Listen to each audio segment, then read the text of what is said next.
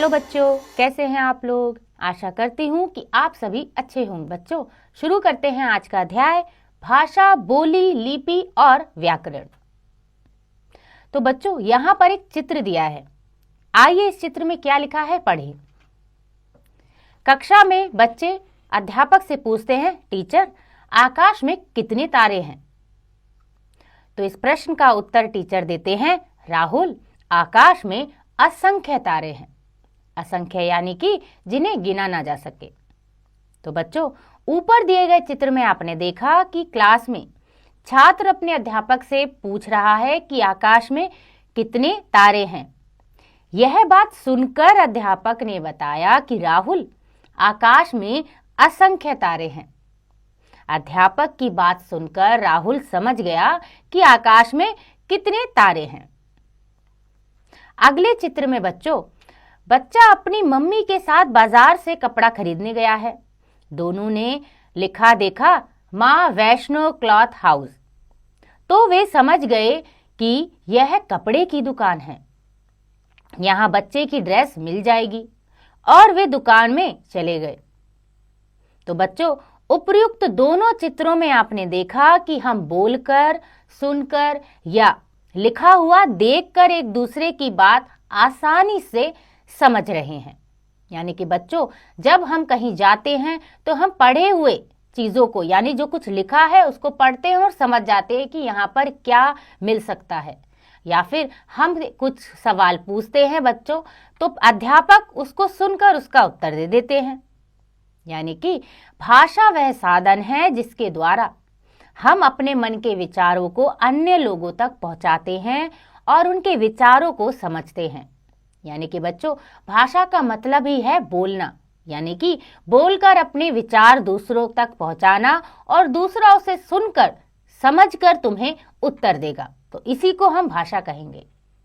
मनुष्य ही नहीं, पशु पक्षी भी अपनी बात ध्वनियों व संकेतों के माध्यम से एक दूसरे तक पहुंचाते हैं। जैसे कुत्ता भौं भौं करता है, बकरी मैं मैं करती है तथा बिल्ली म्याऊं म्याऊं करती है, किंतु उनके पास इन ध्वनियों को प्रकट करने की कोई उचित व्यवस्था नहीं है। यानी कि बच्चों, मनुष्य के साथ साथ जो जानवर होते हैं, चिड़िया पक्षी होते हैं, वो भी कोई ना कोई भाषा बोलते हैं और अपनी बातचीत करते हैं। लेकिन उनकी जो बातचीत होती है उनमें कोई ऐसी ध्वनि नहीं होती जिससे दूसरा इंसान उसको समझ सके। कक्षा में अध्यापिका अपनी उंगली मुंह पर रखकर बच्चों को चुप रहने का इशारा कर रही है। यानी बच्चों, यहाँ पर जो चित्र दिया है उसमें एक अध्यापिका अपने मुंह पर उंगली रखकर बोल रही है कि चुप हो जाओ। बच्चे उनके संकेत समझकर चुप हो जाते हैं। संकेतों के विभिन्न रूपों को भाषा नहीं कहते। यानी कि बच्चों, जब हम संकेत के रूप में भाषा प्रकट करते हैं, यानी कि संकेत के हिसाब से बोलते हैं, तो उसमें समझ पाना इतना आसान नहीं होता। इसीलिए हम सांकेतिक भाषा को एक मूल भाषा नहीं कहते। अतः स्पष्ट होता है कि जो लिखा और बोला जा सकता है वही भाषा है। यानी बच्चों, भाषा वही है जिसे हम लिखकर या बोलकर दूसरों तक पहुंचाते हैं। आइए इसे भी समझिए। कभी कभी आपने देखा होगा कि चौराहे पर खड़ा सिपाही यातायात को सुचारू रूप से चलाने के लिए हाथ व सीटी के संकेतों द्वारा अपनी बात कहता है, या फिर रेलवे गार्ड हरी झंडी दिखाकर गाड़ी को चलने का संकेत देता है। इन सब संकेतों को हम भली भांति समझते हैं और उनके माध्यम से ही कही गई बातों का पालन करते हैं। इस प्रकार के संकेतों द्वारा बनी भाषा का व्याकरण में कोई स्थान नहीं है। यानी कि बच्चों, जो भाषा हम संकेत के रूप में बोलते हैं उसे व्याकरण में इस्तेमाल नहीं करते, यानी कि उसका कोई स्थान व्याकरण में नहीं होता। आइए बच्चों, आगे पढ़ते हैं भाषा के रूप, यानी कि भाषा के कितने रूप हैं। तो बच्चों, भाषा के मुख्यतः दो रूप होते हैं, एक मौखिक और दूसरा लिखित। तो आइए जानते हैं मौखिक और लिखित भाषा है क्या। सबसे पहले पढ़ते हैं मौखिक भाषा। तो बच्चों, भाषा का वह रूप जिसमें अपने विचारों को बोलकर प्रकट किया जाता है मौखिक भाषा कहलाती है। जैसे बातचीत करना, कविता पाठ, रेडियो सुनना आदि। यानी कि जब हम अपनी बातचीत को बोलकर प्रकट करते हैं, अपने विचारों को दूसरों तक बोलकर पहुंचाते हैं, उसे मौखिक भाषा कहते हैं। लिखित भाषा क्या है बच्चों? भाषा का वह रूप जिसमें अपने विचारों को लिखकर प्रकट किया जाता है, लिखित भाषा कहलाती है। जैसे पत्र लिखना, निबंध लिखना, व्हाट्सएप करना, ईमेल भेजना आदि। यानी कि बच्चों, जब हम लिखकर अपनी बात को दूसरों तक पहुंचाते हैं, उसे हम लिखित भाषा कहते हैं। लिखित भाषा की आवश्यकता क्यों है, आइए जानें। तो बच्चों, आज के युग में लिखित भाषा अत्यंत महत्वपूर्ण है। यह दिन प्रतिदिन होने वाली नई नई खोजों को स्थिरता प्रदान करती है। हमारा प्राचीन साहित्य और इतिहास भी भाषा के लिखित स्वरूप के कारण ही सुरक्षित रह सका है। अतः विचारों को स्थिरता प्रदान करने के लिए लिखित भाषा होना अत्यंत आवश्यक है। यानी कि बच्चों, मौखिक भाषा भी जरूरी है, लेकिन सबसे ज्यादा जरूरी है लिखित भाषा। जब हम कोई चीज लिख कर बोलते हैं तो उसमें स्थिरता रहती है, यानी कि वो सही होती है, और लिखित भाषा को ही मान्यता ज्यादा दी जाती है। आइए बच्चों, आगे पढ़ते हैं। राष्ट्रीय स्तर पर भाषाओं के कितने प्रकार हैं? तो बच्चों, मातृभाषा सबसे पहले है, यानी कि बच्चा जब माता पिता से सीखता है उसे हम कहते हैं मातृभाषा। राजभाषा, राजकाज या कार्यालय भाषा हमारी हिंदी की राजभाषा है। राष्ट्रभाषा, संपूर्ण राष्ट्र में बोली, पढ़ी व लिखी जाने वाली भाषा। हिंदी को अभी राष्ट्रभाषा का दर्जा प्राप्त नहीं है। यानी कि बच्चों, पूरे भारत में सबसे ज्यादा बोली, पढ़ी, लिखी जाने वाली जो भाषा होती है उसे हम राष्ट्रभाषा कहते हैं। अगली है अंतर्राष्ट्रीय भाषा, यानी कि संपूर्ण विश्व में पढ़ी, लिखी व बोली जाने वाली भाषा। अंग्रेजी हमारी अंतर्राष्ट्रीय भाषा है। यानी कि बच्चों, अंग्रेजी जो भाषा है वो पूरे विश्व में सबसे ज्यादा बोली जाती है, इसीलिए उसे अंतर्राष्ट्रीय भाषा कहा जाता है। तो बच्चों, ये थे राष्ट्रीय स्तर पर भाषाओं के रूप। आइए आगे पढ़ते हैं। लिपि। मौखिक भाषा ध्वनियों द्वारा बोली जाती है तथा लिखित भाषा में हर ध्वनि के लिए कुछ चिन्ह यानी सिंबल्स निश्चित किए जाते हैं, जिन्हें उस भाषा की लिपि कहते हैं। अलग अलग भाषा अलग अलग लिपियों में लिखी जाती है। हिंदी देवनागरी लिपि में लिखी जाती है। यानी कि बच्चों, जब हम भाषा को बोलते हैं और लिखते हैं, यानी कि जब हम किसी भाषा को लिखते हैं तो उसको किसी ध्वनि के इस्तेमाल के द्वारा ही लिखा जाता है, और वो ध्वनियाँ ही लिपि कहलाई जाती है।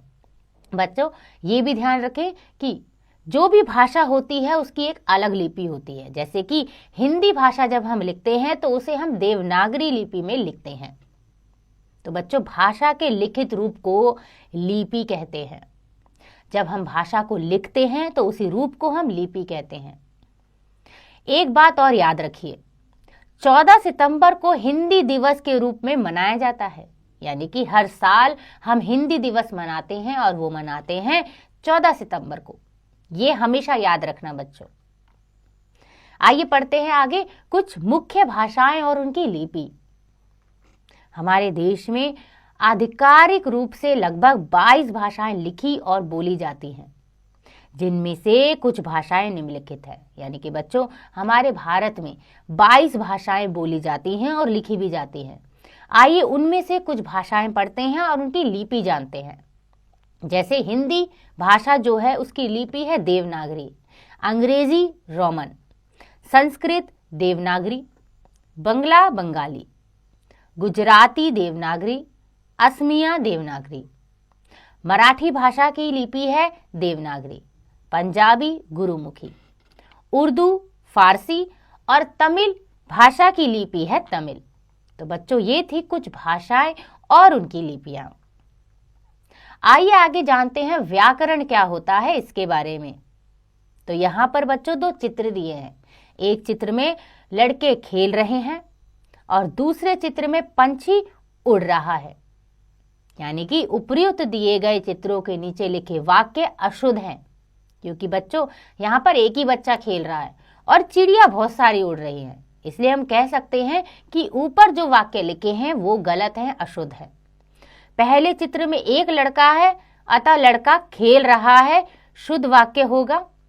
तथा दूसरे चित्र में एक से अधिक पंछी हैं अतः पंछी उड़ रहे हैं, यह शुद्ध वाक्य होगा। किसी भाषा को शुद्ध लिखने और बोलने का ज्ञान कराने वाले विशेष ज्ञान को व्याकरण कहते हैं।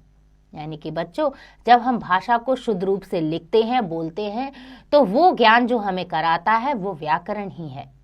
व्याकरण से हम भाषा को शुद्ध लिखना और बोलना सीखते हैं। प्रत्येक भाषा का अपना व्याकरण होता है।